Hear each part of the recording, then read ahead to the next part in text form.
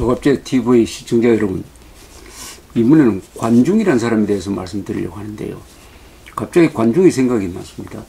문재인 정부가 들어서서 정책을 펴는 걸 가만히 보니까 조선조의 양반 정치, 그 핵심인 명분론 정치, 안보를 무시하고 명분을 앞세우는, 그리고 정의, 도덕, 뭐 이런 이야기를 좋아하는 그 시절로 돌아가는 것 같아서, 동양에는 그런 정치만 있는 게 아니라 동양적 실용 정치가 있다. 동양적 실용 정치, 실사구시를 핵심으로 하는 동양적 실용 정치의 태도, 으뜸되는 사람이 바로 관중이라는 점을 먼저 말씀드리면서 이야기를 하려고 합니다. 관중은 기원전 7세기 사람입니다. 당시는 중국 전국시대입니다. 여러 나라가 서로 각축할 때입니다. 여러 나라가 서로 싸우면 좋은 일이 하나 있어요. 인재를 중요하게 여깁니다. 그러니까 왕마다 인재를 골라서 중용하기 위해서 인재 발탁 경쟁을 폈습니다. 그러니까 당시에는 인재는 이 나라에서 봉사하고 저 나라에도 가기도 하고, 이렇게 해서 인재 전성시대이기도 했습니다. 그 중에 7세기 중국 전국시대의 제나라, 지금 산동반도 한번이죠. 제나라의 제상 관중이라는 사람이 바로 부국강병 정책을 편 사람입니다. 그러니까 7세기니까 벌써 2700년 전 아닙니까? 동양 실용 정치의 태도라고 말씀드렸습니다. 이 사람이 한 말을 후세에 기록해서 남긴 것이 관자란 책입니다. 그런데 관중은 그 전부터 우리나라에서 많이 알려져 있었습니다. 교과서에 나왔습니다. 중학교 교과서부터 나왔죠. 관포지교, 관중과 포숙의 우정, 관중과 포숙의 우정을 관포지교라고 그랬습니다. 그게 등장하는 사람인데, 사실은 그것도 중요하지만 보다 중요한 것은 동양적 실용 정치의 핵심은 뭐였느냐, 그것이 그 뒤에 어떻게 흘러왔느냐 하는데 참고가 될 것이라고 생각합니다. 관중이라는 사람이 한 말을 모은 관자라는 책을 읽어보면 사람들이 깜짝 놀랍니다. 아니, 이 책이 과연 2700년 전에 쓰여졌느냐, 의 말을 모은 것이냐, 바로 며칠 전에 누가 한 말하고 똑같지 않느냐, 현재도 통용될 수 있는 말이 그게 너무나 많습니다. 마키아벨리의 군주론 또는 한비자의 이야기와 통하는 점이 많습니다. 법을 중요하게 생각하고 제도를 중요하게 생각하는 점에서 또 인간에 대한 생각이 거의 비슷합니다. 그만큼 깨어있었던 사람, 성각자라는 뜻이죠. 관중이 이런 이야기를 합니다. 만성, 즉 만대의 전차를 가진 나라에는 만금의 상인이 있고, 천성, 즉 천대의 전차를 가진 나라에는 천금의 상인이 있으며, 백성, 즉 백대의 전차를 가진 나라에는 백금의 상인이 있다. 이 말은 나라가 부자여야 강력한 병력을 육성할 수 있다는 그런 뜻입니다. 관중은 또 이렇게 이야기했습니다. 나라는 원래 재화가 많으면 먼 데서도 사람들이 몰려오게 되어 있다. 땅을 개간하고 개발을 하면은 몰려온 사람들은 머문다. 곡식 창고가 차 있으면 사람들은 예절을 안다. 입고 먹는 것이 충족되면 사람들은 영욕을 안다. 이 말이 유명한 말입니다. 곡식 창고가 차 있으면 사람들은 예절을 안다. 입고 먹는 것이 충족되면 사람들은 영욕을 안다. 즉 염치를 안다는 뜻이죠. 그러니까 경제적으로 갖춰져야 인간답게 살 수 있다, 이런 뜻입니다. 어떤 일본 소설가는 관중의 이 말을 춘추 전국시대 최고의 명언이라고 규정을 했습니다. 정치의 핵심을 이렇게 말한 것이죠.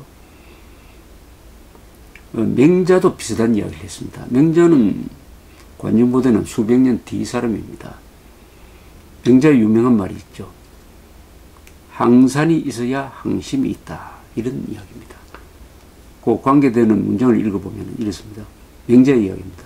안정된 생업, 즉 항산이 없으면서도 항심을 품는 것은 오직 선비에게만 가능한 일이고, 백성으로 말하자면 안정된 생업이 없으면 안정된 마음도 없는 법이다. 그런데 안정된 마음이 없으면 방탕하고 편벽되고 사악하고 사치한 짓을 하지 않을 수 없다. 그리하여 이들이 마침내 죄를 저지르게 한 다음 그들을 쫓아서 처벌한다면 이것은 백성을 그물로 끌고서 투옥시키는 짓과 무엇이 다른가? 어찌 어진 사람이 군주 자리에 있으면서 백성을 그물질을 할 수 있겠나? 그러니까 백성들을 배불리 먹인 다음에 무슨 법을 집행을 해야지. 백성들을 가난하게 하고 일자리도 주지 않으면은 나쁜 짓을 할 수밖에 없다. 그때 그물 치듯이 해가지고 죄 지었다고 다 감옥에 집어넣으면 이게 과연 군주가 할 짓이냐? 일자리를 마련해 줘야 된다 하는 이런 뜻으로 한 이야기입니다. 관중은 위대한 개혁자였습니다. 관중 시절에 이 제나라가 일종의 패자가 되어서 패권 국가가 되었습니다. 관중은 우선 제나라를 21개 행정구역으로 나누어서 다스렸습니다. 그 중에 6개 지역은 상공업자들이 사는 지역으로 지정을 해가지고 그곳에 사는 사람들한테는 병역 의무를 면제를 해주었습니다. 특혜를 준 거죠. 관중이 보기에는 농사 짓는 것보다는 장사하고 뭘 만드는 것이 생산성이 높다 하는 판단을 해가지고 그런 특혜를 주었다고 합니다. 또 이 관리들을 아주 전문화시킨 사람이 관중입니다. 그러니까 관리가 모든 일을 다 하게 한 게 아니라 전문 영역으로 세분을 해가지고 정부 기능을 아주 조정한 사람입니다. 무엇보다도 관중은 어떻게 보면은 이 사람이야말로 정말 서민정책을 편 사람입니다. 서민정책.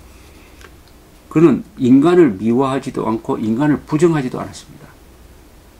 부강병정책을 폈지만 전쟁을 위한 목적이 아니라 백성의 삶을 안정시키기 위한 목적이었습니다. 그러나 관중은 인간의 약점을 잘 아는 사람이었어요.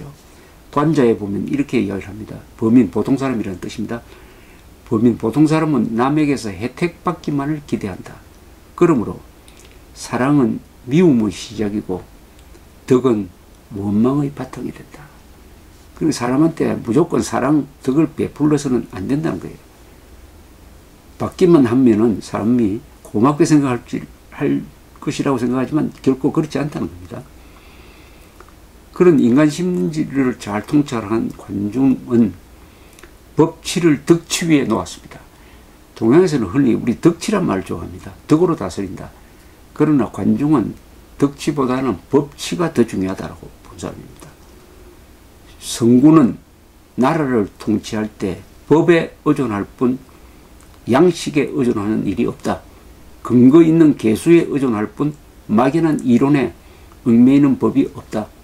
공적인 기준에 의존할 뿐 개인적인 사정에 의존하는 법이 없다. 당당한 태도에 의존할 뿐 임시변통의 책략에 의존하지 않는다. 이게 2700년 전에 관중이 한 이야기인데 이 이야기를 꼭 들어야 될 사람들이 저는 문재인 정부 사람들이라고 생각을 합니다. 관중은 법을 이야기 많이 합니다. 그렇다고 관중을 법가로 분류하지는 않죠. 관중은 법을 아주 융통성 있게 법가의 시초, 정신적 시작이라고 볼 수 있겠죠. 법에 대해서 이렇게 합니다. 법은 변하지 않아야 변란이 생기지 않는다. 법을 자주 바꿔서 백성을 지배하는 나라는 불행을 당한다.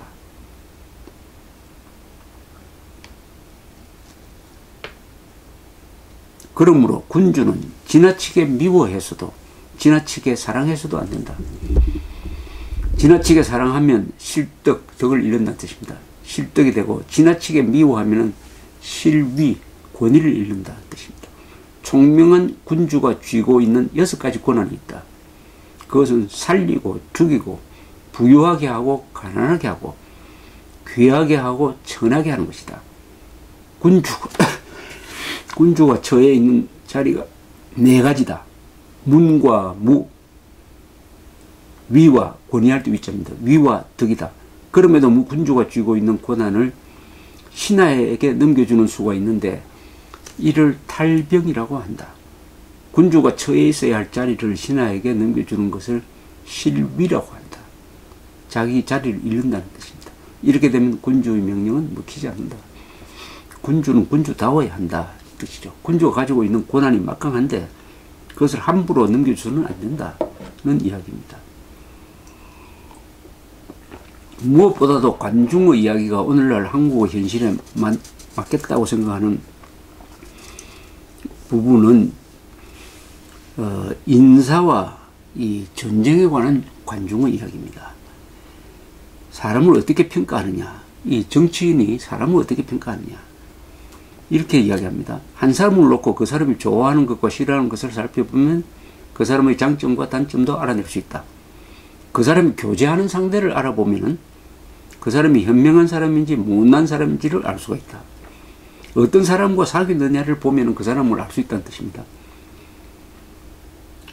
이 안보에 대해서 관중은 비전론, 전쟁을 싫어한다는 뜻입니다. 비전론이 판을 치면 아무리 견고한 요새가 있더라도 도움이 되지 않는다. 겸애사상, 이 겸애사상이라는 것은 남이나 자신을 똑같이 사랑한다는 묵자의 사상입니다. 이런 겸애사상이 판을 치면은 병사들은 전의를 상실한다. 싸울 뜻이 없어진다는 뜻이죠. 겸애사상은 요새 우리나라로 말하면 평화주의자가 좀 되겠습니다. 무위장생사상이 아무것도 하지 않고 오래 산다는 이야기입니다. 무위장생사상이 판을 치면 염치심이 없어진다. 무위장생사상을 요새 말로 바꾸면 웰빙입니다. 웰빙. 웰빙에 사람이 탐닉하게 되면 염치가 없어진다는 얘기입니다. 민본사상이 판을 치면은 군주의 명령은 지켜지지 않는다. 오로지 국민들 이렇게 이야기하면은 군주의 권위가 서지 않는다는 겁니다.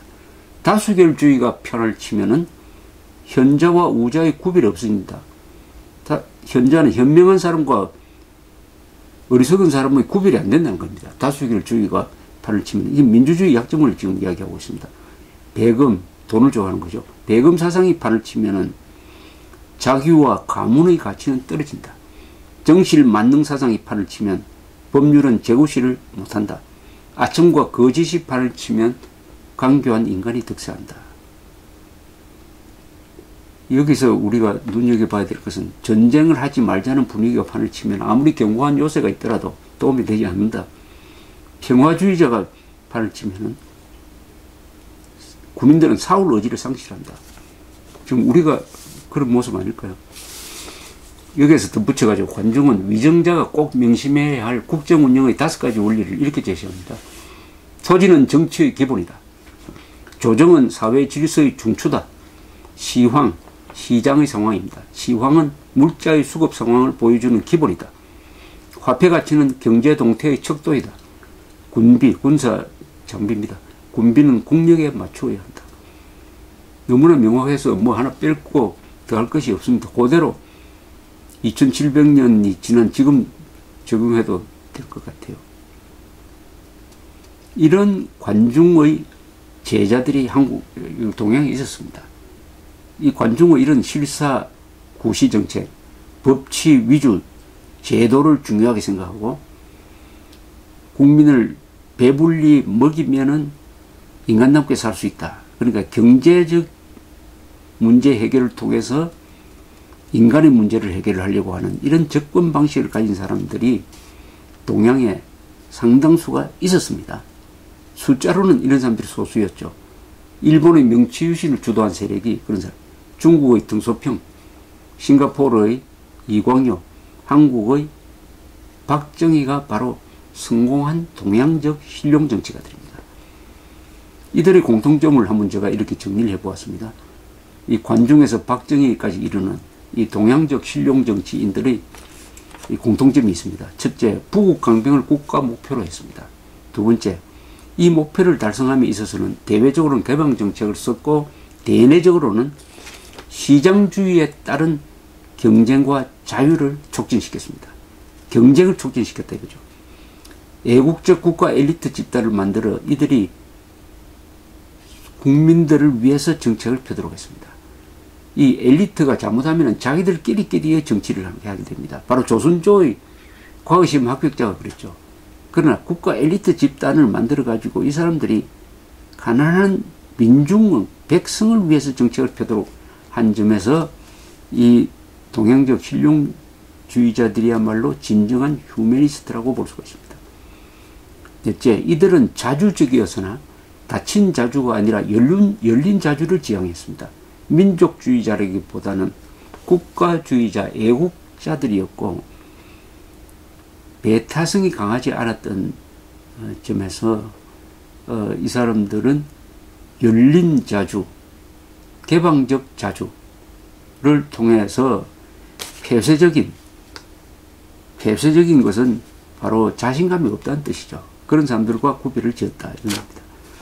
이들 관중의 제자들의 행태는 합리성, 과학성, 애국, 애족심의 바탕을 두었습니다. 주자학적 명분론의 결정적 결함은 명분을 실천할 방법론이 없었다는 점인데 이 관중형 실용정치의 지도자들은 항상 효율적인 공조직을 만들어가지고 생산성을 높이려고 노력을 했습니다.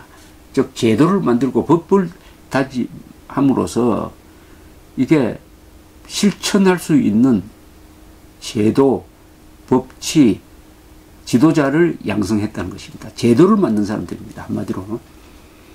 이들 실용정치인들이야말로 동양의 선진 세력입니다. 김일성, 김정일, 김정은 그리고 남한의 종북 좌익 세력, 극좌 세력으로 상징되는 이 자들은 어떤 사람들이냐.